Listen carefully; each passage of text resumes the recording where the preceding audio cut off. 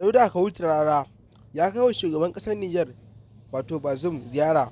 inda bayan dawo daga wannan ziyara ya buga wa Bazoum ɗin sabuwar waƙa mai taken maza jiran maza. Tabbas wannan waƙa ta yi daɗi ƙwarai da gaske, inda saboda wannan waƙa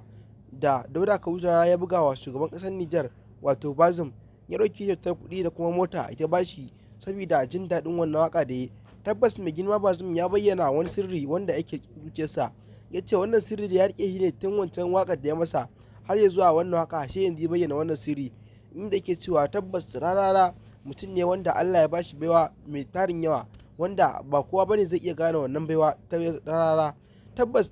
bayan jin wannan batu na mai girma Bazoum shugaban ƙasar Nijar, tabbas Rarara hakan ya ƙara mai karsahi wajen iya sabunta mai waƙoƙi daban-daban. Wato a yanzu dai abin da ake tunani, tabbas da Rarara iya ƙara shirin sakin wasu sabuwar waƙar bayan wannan waƙar da ya masa mai taken maza jiran maza. To amma dai mai shirare, idan wannan ne farkon isuwarka a cikin wannan channel mai albarka, da kada ka manta ka danna mana subscribing, kana ka danna mana alamar ƙararrawa, domin ta haka ne za ka iya samun sabbin bidiyoyin mu da zarar mun ɗora. Tun bayan wannan gagarumar waƙa wadda ta yi daɗi, wadda ta kewaye nashiyar gaba ɗaya cikin Nijar, tabbas wannan waƙa ta yi daɗi ƙwarai da gaske, kuma wannan waƙa ta ƙara jawowa Rarara saninsa a cikin ƙasar Nijar, saboda inda ba a tunanin ma an sanya ta dalilin wannan waƙar, tabbas ta jawo an san shi. Tabbas Rarara ya ƙara samun ɗauka tare da wannan waƙa da yawa mai girma Bazoum shugaban ƙasar Nijar.